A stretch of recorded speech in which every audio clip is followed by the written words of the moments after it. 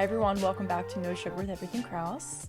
Merry Christmas everyone. Yes. The elephant in the room, if you're listening on Christmas Eve, thank you. Thank you so much for your dedication, although this is a great way to kick off your Christmas Eve and get in the spirit for the holidays. This is like a good episode too for right after Christmas, like when you have that lounge time between Christmas and New Year. I feel like this is like the perfect time. I don't know, like I always like to, I'm on my phone more, I listen to more things. It's just, there's less responsibility. I feel like a lot of people are on vacation. If you have, a normal job, maybe you took off the week or your boss took off the week. So like it's a little more chill.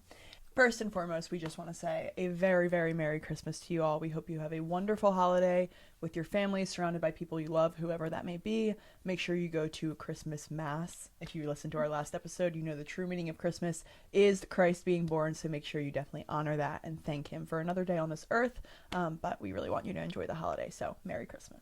We normally go to Christmas Eve Mass, just like a little fact about us. So we normally go to the 7 o'clock Mass, and then everyone comes over our house after, which in reality is like kind of crazy that people come over at like 8 p.m., 8:30 by the time Mass is ending and we get home. Yeah, we it's throw like a banger. 8:30, 9 o'clock. I'm like, this is a late ass party. Like, what are we doing? And it's just because we've always gone to the 7 p.m. Mass and they have a 4 o'clock Mass, but we've never been the 4 o'clock family. No. And We just wouldn't be able to get our it comes too quick too. Like mom wouldn't be ready by 4 o'clock. She, of course, is, just getting the house ready for Christmas Eve. Like, we do have Christmas Eve traditions with our family, so 4 o'clock comes and goes. But anyway, so we go to the 7 o'clock Mass, and then everyone comes over to our house, which is a lot of fun. And then the one year, I just have a little funny story. So one year we were like, we couldn't go to the 7 o'clock Mass because there was a Eagles football game, and our dad and our brother have to work when the Eagles play. So we couldn't go to Mass. We're like, let's go to midnight Mass so we can all go together. I don't want us to go separately. I don't remember this. Oh my goodness. So I was like, oh, the church right up the street has a midnight Mass. Perfect. We'll go. Everyone will leave and we'll just go up. Like, we'll stay in our nice outfits and go up to Christmas Eve Mass. Well, we drive up at midnight and the church is pitch black. There is not a single soul in sight. And they're like, Kateri, you looked it up, right? And I'm like, yeah. And I then look up the church again. Nowhere can I find a midnight Mass on their website anywhere? And I'm like, so I quickly look for the other church that's like 5 minutes from us. No midnight Mass. And I'm like, bro, what did I just do? Like, Where did you find it though? I must have looked up the church and found one under the same name and just like clicked it by accident. I swear everyone told me like I just didn't see it, but I swear I saw midnight Mass. So we had to go the next day. Don't remember we went on Christmas Day. We like woke up, got changed out of our pajamas, went to Mass, came home. No one would look under the tree. Like, we were all hiding our eyes. Really? This was like 2 years ago. Ran upstairs and put our pajamas back on to open presents. Wow, my memory is going to shit. I swear I'm having too many thoughts. My mind literally cannot store thoughts from 2 years ago anymore. It's like, honey, you are overloading your mind with thoughts from 2024. I must have had a gazillion. So anyway, let's get into the episode. I could ramble for quite some time about Christmas Eve and tell you all about our traditions, but you guys don't need to be bogged down with that, especially if you're listening after Christmas. Just like, okay, like we're done with that day. Like, a lot of people listen after, they don't listen on the day it drops. So like especially on Christmas. You're going to be like hearing Merry Christmas. It's going to be January 2nd when you listen to this. You're gonna be like, Okay, we get it, girls. Anyway, so let's get into today's episode. Okay, so we know, of course, it is Christmas, but right after Christmas, it's, of course, the New Year. So with that coming up, we wanted to take a moment and kind of take a step back, in a sense, before we take a step forward. Yeah. The New Year, obviously, always comes, and it's New Year's resolutions, it's new goals, it's intentions, it's new, let's do a lot this year, let's figure out how we want to end 2025 and like what we want to accomplish, which is great, which we urge you to do. That is really important in the New Year's resolution process. But before we get there, we want to take a step back, and what I think we both could agree is single-handedly the most important thing to do before you set your 2025 goals, and that's to actually take time to reflect on the past year. So reflect on 2024 in all of the ups, all of the downs, everything in between. Now, it's a full year, it's a lot of days to kind of reflect on, but there's things that you can remember that you can tap back into. And I think self-reflection and just going through maybe what happened in the past year is really the best way to set yourself up to have a clear mind to be able to set those 2025 goals. Because I don't know if anyone else can relate to this, but when I feel like my mind is jumbled and I haven't reviewed something in the past, like I haven't fully, I like, just like can't move forward. Yeah, like I need to like process things and go through them a little bit before I can officially feel like I'm not moving on, but getting ready for the next chapter. And I feel like people, taking it year by year, like that, it really is a next chapter. It's the next step. What are our new goals for this year? So I feel like it's just the best way to go into the new year with confidence and a clear mind. Yeah. It's really about clearing out the mind, I think. I always say self-reflection is one of the biggest catalysts for growth, because if you do not reflect on what went wrong in this past year, on where you can improve, on what was working, how are you going to know what to change in the next year to get closer to your goals, right? It's not a negative thing to reflect on what happened that was bad in 2024. It's great that those things happened, because you can now analyze them, see what didn't work about it, and readjust your goals for 2025 in order to achieve them, right? So that's why we say it's so essential to do this before setting your goals, because your goals may look different if you reflect on the past and realize, oh, this needs to be included in my goals. This is something that didn't work. I need to work on that. And you can kind of set your goals based on how your 2024 went. Exactly. Because if not, and I've done this in the past, like years, where I've almost set pretty similar goals or like the same things because I didn't do the self-reflection part. I didn't realize that there was another way to get to where I wanted to be, because I never really looked at, okay, well, how did that happen, or why did that happen? Maybe that was a little more negative. What did I learn? So I end up just writing down the same thing, and the year comes, I'm like, oh wow, look, I had like the same goals 2 years in a row. But in reality, they were different. They just didn't look different because I didn't take the time to actually sit and think about them. Yeah. And I want to put emphasis on taking time to self-reflect on, quote unquote, the negative, or maybe the things that didn't go your way at first, maybe the rough patches or just the bumps in the road. Because as much as we always talk about focusing on the good and all of that, I think good really comes from those negative bumps in the road. And when you take time to reflect on those, you're able to actually see, okay, what led me down that path? Maybe what steps did I take that went wrong? And how do I not do that? How do I not repeat that? And that's why I think this is so important. So you're not in this cycle of just repeating the same thing over and over every single year. You can actually break that cycle and maybe actually achieve the goal that's been on your list for years, because you've realized, you self-reflected, okay, I have to get out of this doing X, Y, and Z because that keeps leading me down the wrong path. I have to stop doing that. It's like you got to learn the lessons.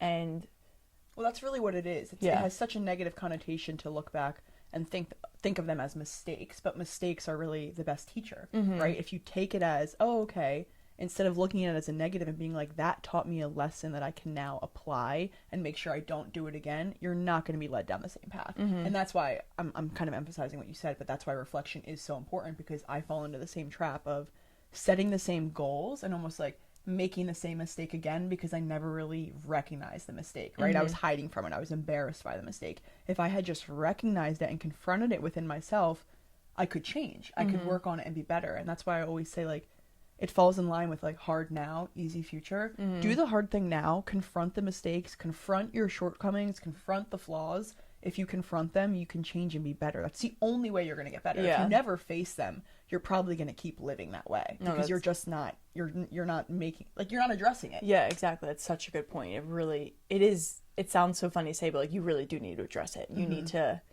almost get it out. Like I said, having a clear mind, like that's what it helps me do, is just get it out of my system in a sense so that it's not clouding how I'm feeling going into these new goals and working on these new things and new adventures, because I'm not holding on to anything. Yeah. And, you know, this kind of comes from even like our forgiveness episode. When you hold on to it, you can't actually move on. It's the same thing when you hold on to like a past mistake.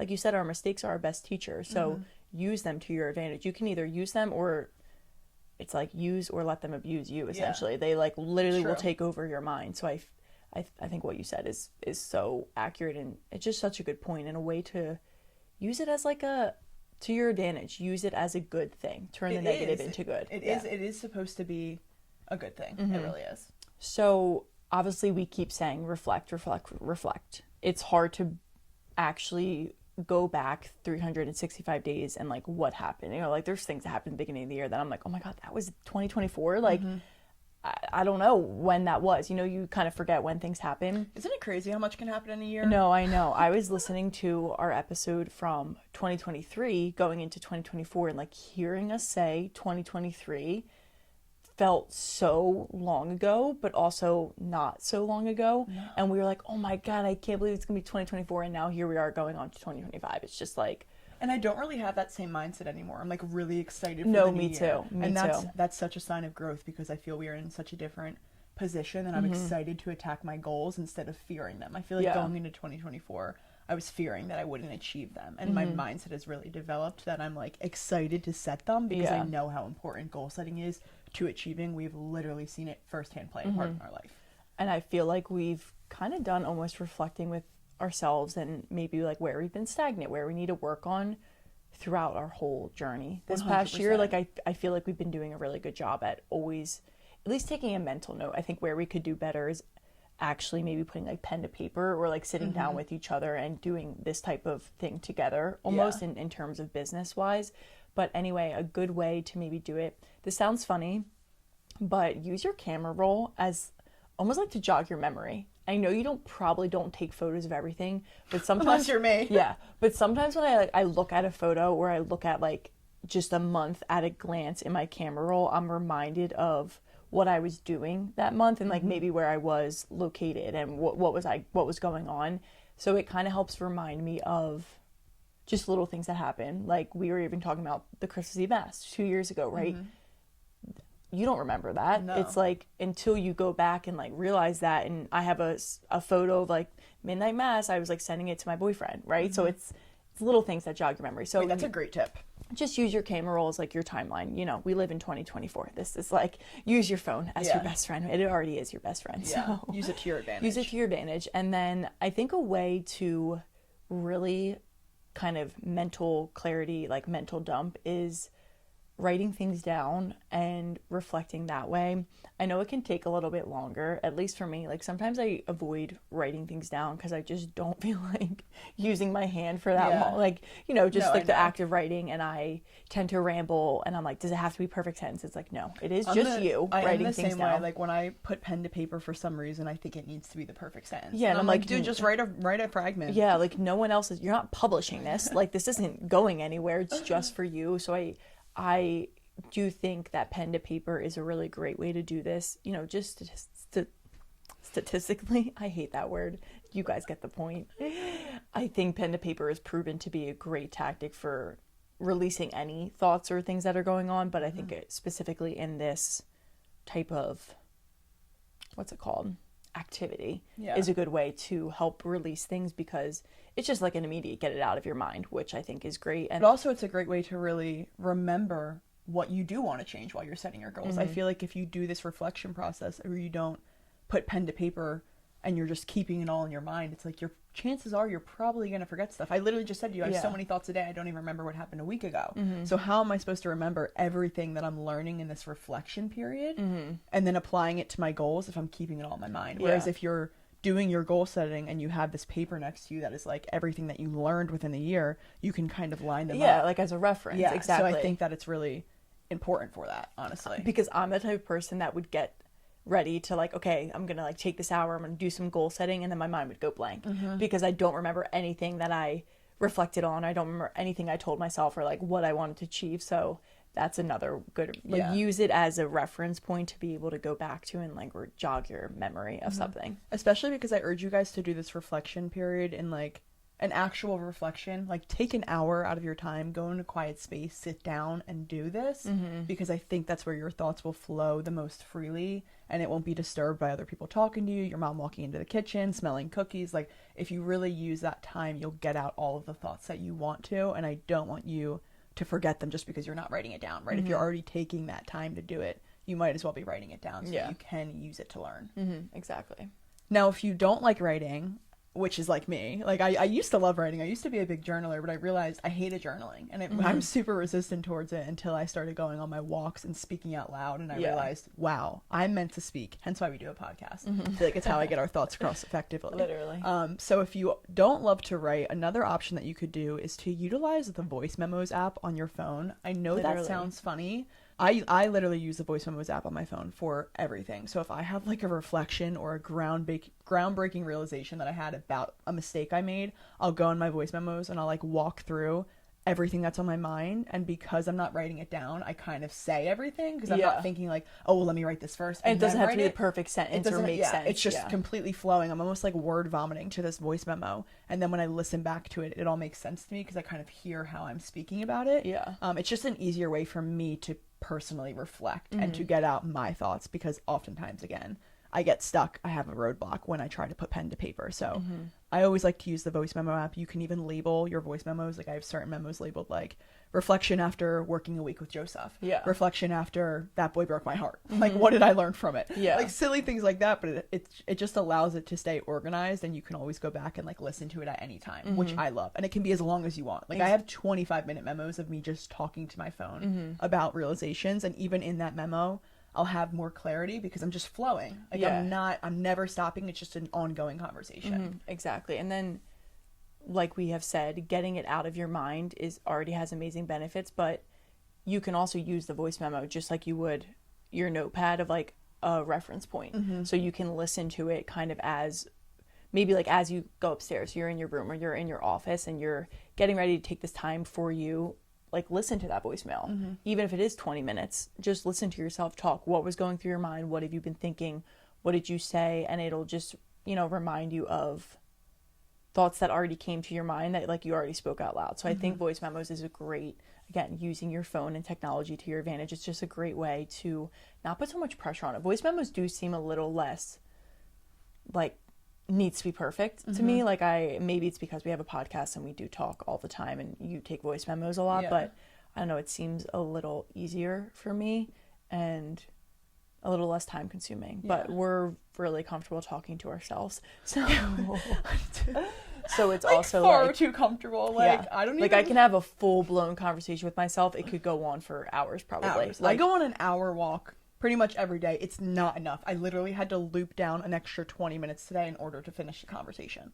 Like, so I got a lot to say. Maybe that's why we love the memos so much. But I also think the memo allows you to really say what you mean, to say what you want. Sometimes when I'm writing, I feel myself holding back subconsciously. I don't even realize I'm holding back because I'm trying to get that perfect word out, and it's like, wow, because I'm on the voice memo, I don't really have a choice other than just like to speak it. Yeah, exactly. So I get more out of or the like voice say memo. multiple things to get to one point, but when you're writing it, you're not going to write multiple things to get to one point. So you need that time to just like say everything so that eventually it makes sense. Okay, so basically don't write voice memo. Yeah.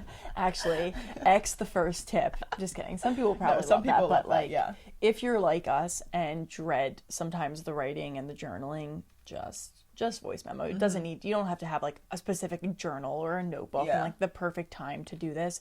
Just whip out your phone, even if it's a 2-minute memo because you thought about something. Just add it in there and like as Will said, label it. Whatever will remind you that voice memo has value to it and you can use it to your advantage moving forward. Yeah. Okay, so we just emphasized a lot about reflecting on what you can learn from the past year, right? What went wrong, what wasn't working, what were the mistakes made that you can learn from and really readjust your goals. But it's also really important to reflect on what went right because the things that went right, they went right for a reason. Whatever you did is working. If it's not broken, don't fix it. It worked for a reason. Don't stress yourself out more trying to figure out ways to make it work. You already have the recipe. Keep using the recipe to create those results. So that's why I feel like it's really important to reflect on what went well, because sometimes we burn ourselves out by trying to think of all these things that we can do. And that like we've already done. You've already done it. You've already mastered that. Use what you've mastered. Don't waste your time. And bring that forward within the next year. Yeah, not every year is like a complete fresh start. Like you will have tools in your toolbox from past years, like things that you're already doing and have an emotion, habits that are in motion. You still bring them with you. Like they're not to, don't just X them out and leave them and be like, how do I do this again? No, use them, like as Will said, to your advantage. Bring them back. they're working for a reason. And it's also good to recognize that, because when you focus on the good gets better. Yeah. So even focusing on the lessons, like those lessons are good. So when you focus on the lessons, you're able to learn and do more with that knowledge. Same thing with all the good things that happen in your year, which are probably easier to reflect on as well, because they maybe sit like at the front of your brain, a little more top of mind than the negative things. But so focusing on the good, and what was really good in any aspect. Doesn't have to be business wise. It can be in relationships, it can be just in work life or social life, friendships, where you live, did you move, new career. Like there's so many different things that can happen in a year, and it's important to make note of really every little thing and just enjoy that process of it all. Well, and it's really a way to keep growing forward. Like sometimes I find myself reflecting so much on the lessons and not the good, that I end up not bringing those good habits that were working with me. And then I feel like I took a step back, because I'm like, oh wait, I feel like I'm not failing, but I feel like I'm like, not winning right now. And it's like, well, if I had remembered those habits that were working and just built on top of them, I would have been growing forward, right? That's what growth is. It's staying in a position and then moving to the next spot. But if I'm not even bringing this position with me to the next spot, I'm just going backwards. Yeah, it's just going to pull you down. Yeah, I'm doing a little visual thing with my hands right now. So tune into YouTube if you want to understand what I'm saying, because I don't know if the visual was very like. Do you know what I mean though? No, like, I do. The next step isn't just a step away from where you were. The step before it is essential in the next step. Yeah, like it comes with you. Yeah, it comes with you. So you need to bring where you were with where you want to go. That's a great point. So going off of that, it's important to find a good balance of the two, of like focusing on the lessons but also focusing on the things that did go right and they went your way, and what did you do to get there. Because like you said, if you're lopsided, like you're doing too much of one, you might not be able to use all of these tools to your advantage. So I feel like it is good to find like that equal balance. And you don't want to, yes, it's great to focus on what did I learn from this? What were the lessons? But so much of that can make me feel like, shit, I got a lot of lessons I got to learn. Like I must have made a lot of mistakes, because I've learned a lot, and now I have a lot to do. Yeah. Right. So it can just add like a cloud of negativity, and that's not the point of it. The point of it is to turn the negative into the positive, like make that a positive thing. Yeah. So then everything is a little better. I actually think people avoid self-reflection because of that, because sometimes it casts a really negative cloud. I think self-reflection is the most underused tool in society today, whereas it really shouldn't be, because every time you recognize a mistake, a flaw, or an area that you have to improve, you should be really excited, because you now have the actionable step, you have the formula to move forward and get better, to move forward from that spot that you don't like, to really improve and actually produce results. It's like, if you didn't realize what went wrong, you wouldn't know where to go. Exactly. Like sometimes I want to make a mistake, so I'm like, oh, okay, I know that's what happened with the reel. Now I know how to produce a better reel that's going to perform 10 times better. Exactly. So it really is a catalyst for growth, recognizing your flaws and your shortcomings. Like, do not fear it. I feel like people just fear it because it's holds you accountable and makes you address things that you maybe don't want to address. Well, I think but that's they take a it good personal. thing. I think they take it personal against themselves. It's not personal. We're human. We make mistakes. You're not like a bad person because things went wrong. It's like, welcome to the club. Yeah.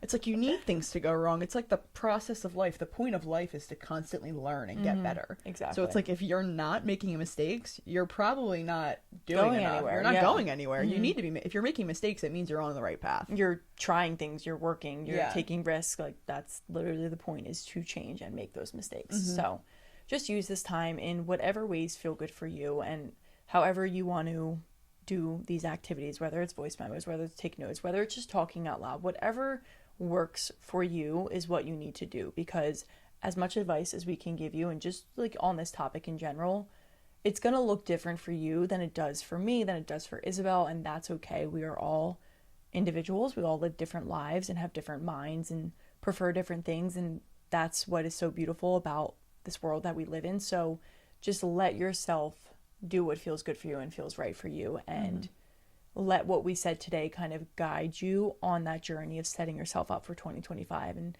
don't put so much pressure on yourself for that time either. Like, let yourself be a little bit and just let it happen in the ways that it happens. So our next episode is going to be focused on goal setting, really setting yourself up for that success for 2025 and thinking in the future, what do you want to achieve?